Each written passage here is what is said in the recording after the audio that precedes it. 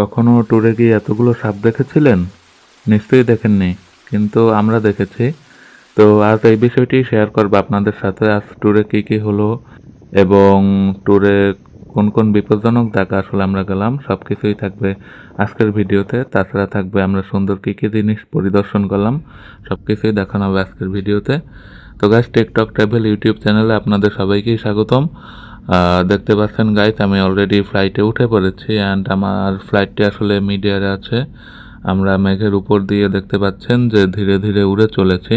তো কিছুক্ষণ পরেই আমাকে এবং আমার ট্রাভেল টিমকে ফ্লাইট থেকে খাবার সার্ভ করা হবে। তো আপনারা দেখতে পাচ্ছেন যে অলরেডি আমাদের খাবার দিয়ে দিয়েছে। তো খাবারে ছিল রাইস অ্যান্ড কিছু তরকারি অ্যান্ড এটা এক ধরনের আসলে মিষ্টি জাতীয় কোনো খাবার হতে পারে। আমার হাতে যেটা দেখতে পাচ্ছেন, তো একটি ফালুদা এবং একটি জুস এবং একটি পানি আপনারা দেখতে পাচ্ছেন। আপনাদের যদি আবার একটু বাইরের পরিবেশটা দেখাই, তো দেখতে পাচ্ছেন কত সুন্দর। তো গাইস, আমরা অলরেডি আমাদের গন্তব্যে চলে এসেছি এবং আপনারা রাস্তাটি দেখতে পাচ্ছেন যে দুই পাশে পাহাড় এবং মাঝখান দিয়ে রাস্তাটি চলে গিয়েছে। তো ভিউটি আসলে অসাধারণ সুন্দর।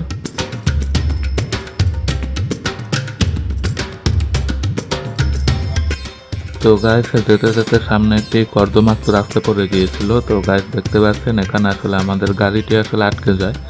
তো আমরা যারা যাত্রী ছিলাম এবং আশেপাশের যারা মানুষ ছিল, সবাই আসলে গাড়িটিকে ঠেলে উপরের দিকে উঠিয়ে নেওয়ার চেষ্টা করছে। তো দেখা যাক যে পারে কিনা।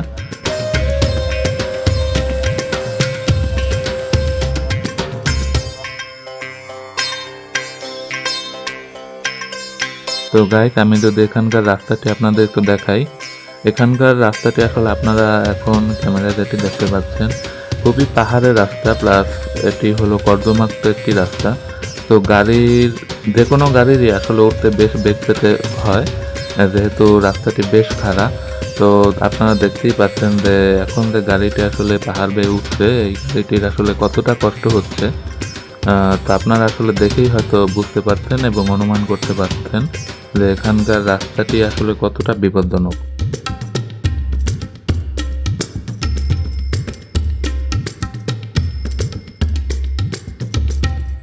তো গাইস, গাড়ি ফেলে আমাদের হাঁটার রাস্তা চলে এসেছে। তো আমরা আসলে এখন হেঁটে আমাদের গন্তব্যের দিকে এগিয়ে যাব। তো গাইস, এখানে দেখতে পাচ্ছেন যে এখানে ছোট ছোট আসলে ওয়াটারফল তৈরি হয়েছে ন্যাচারালি।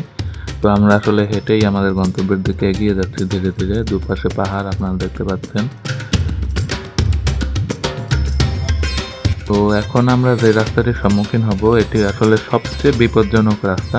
তো দেখতে পাচ্ছেন যেহেতু আগের রাতে একটু বৃষ্টি হয়েছিল, তো যে কোনো সময় আমরা পিছলে পড়ে যেতে পারি। এই পানিতে শ্যাওলা তৈরি হয়ে গিয়েছে।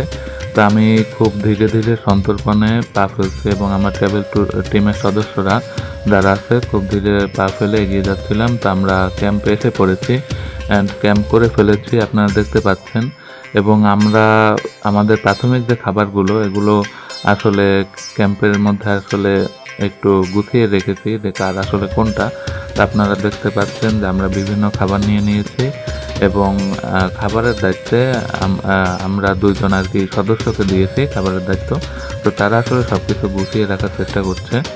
তো গায়ে দেখতে পাচ্ছেন আমি একটু চা নিয়ে বেরিয়ে পড়েছি এবং আপনাদের একটু প্রাকৃতিক বিউটি দেখানোর চেষ্টা করছি। তো এই হলো প্রাকৃতিক বিউটি। তো গাইস, আমার পার্সোনাল ক্যাম্পটি যদি আপনাদের একটু আমি দেখাই।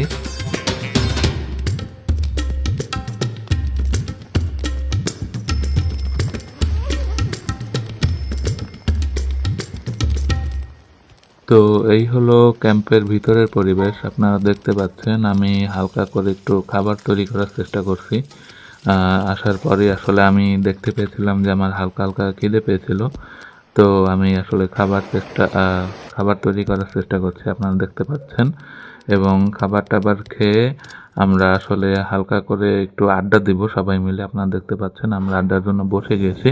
তো এখানকার আবহাওয়া হঠাৎই চেঞ্জ হয়। আপনারা দেখতে পেয়েছিলেন যে আবহাওয়া শান্ত ছিল, কিন্তু এখন হঠাৎই আসলে ঝড় এবং বৃষ্টি। তো এই আবহাওয়া আসলে থাকবে না, একটু পরেই হয়তো সব ঠিক হয়ে যাবে। তো গাইস, আমরা আসলে আমাদের এখন মূল গন্তব্যের দিকে এগিয়ে যাচ্ছি একটি গুহার ভিতর থেকে, আপনারা দেখতে পাচ্ছেন। তো এখানকার পরিবেশটা এতই শান্তশিষ্ট যে এখানে আসলে যে কোনো মানুষেরই আসলে গা ছমছমে লাগতে পারে। তো আমি সামনের দিকে এগিয়ে যাচ্ছি।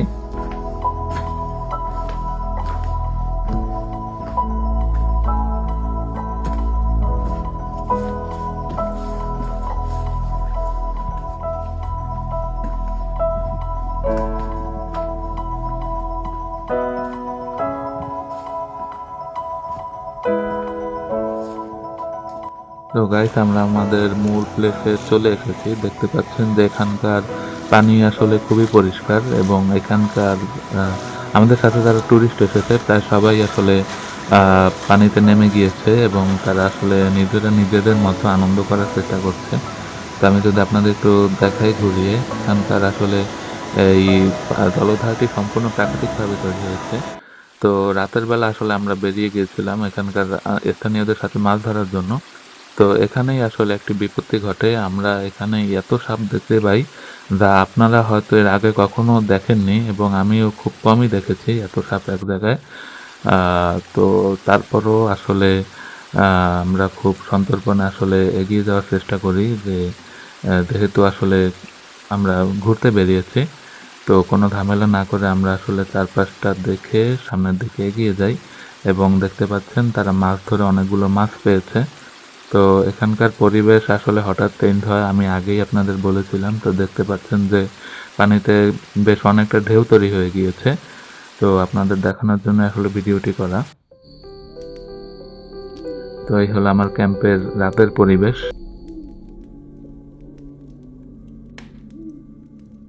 তো আমরা এখন ডিনার সেরে ঘুমানোর চেষ্টা করব। তো দেখতে পাচ্ছেন আমার এক ফ্রেন্ড, সে মোবাইল ছেড়ে ড্রামা দেখছে এবং খাবার খাচ্ছে। তো আমরা এখনই আসলে ঘুমিয়ে পড়বো। তো গাইস, দেখতে পাচ্ছেন সকাল হয়ে গিয়েছে। আমরা ক্যাম্প খুলে খোলা আকাশের নিচে শুয়ে একটু প্রকৃতিটার ফিল নেওয়ার চেষ্টা করছি। তো দেখতে পাচ্ছেন এখানে একটু ঠান্ডা পড়েছে, তাই সবাই আসলে লেপ টেপ মুড়ি টুড়ি দিয়ে আসলে শুয়ে আছে। তো দেখতে পাচ্ছেন যে সকালের প্রাকৃতিক ভিউটা আসলে এখানে অনেক সুন্দর। তো আমি এখন আসলে আমাদের ব্রেকফাস্ট তৈরি করে ফেলছি, আপনারা দেখতে পাচ্ছেন। আমাদের সবার জন্য আসলে এখন আমি ব্রেকফাস্টটি তৈরি করব। তো এখানে আসলে আমি মাংস, কিছু আলু এবং বিভিন্ন সবজি এবং পাউরুটি নিয়ে নিয়েছি তৈরি করার জন্য। আমরা আজ ঠিক করেছি আমরা আজ একদম সাধারণভাবে জীবনযাপন করব। নিজে কাঠ কাটবো, সেই কাঠ ঘষেই আগুন জ্বালাবো, কোনো ধরনের দেশলাই বা লাইটের ব্যবহার না করে। তো এর আগে আমরা কখনোই আসলে এটি করিনি, তাই আসলে আমরা এখানকার একজন পাহাড়ি স্থানীয় সাহায্য নেব আগুন ধরানোর জন্য। তো গায়ে দেখতে পাচ্ছেন উনি চলে এসেছে এবং উনি আমাদের সম্পূর্ণ প্রসেসটা দেখাবে। তো আপনারাও দেখতে থাকুন কিভাবে কাঠ ঘষে আসলে আগুন জ্বালানো সম্ভব।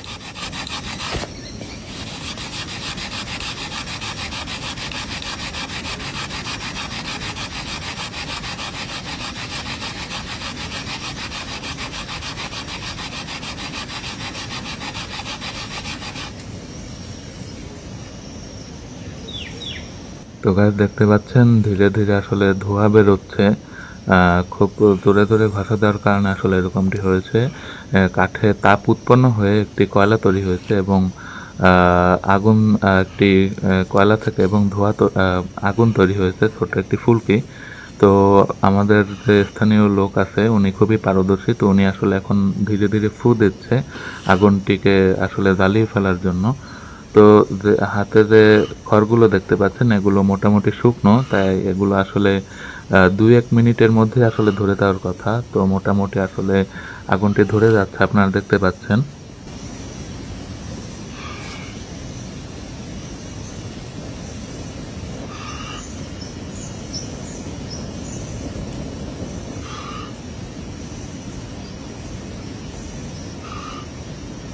তো গাইস, দেখতে পাচ্ছেন আপনারা ওনার ফু দেওয়ার ফলে, দক্ষতার ফলে আগুনটি অ্যাটলিস্ট ধরে গিয়েছে।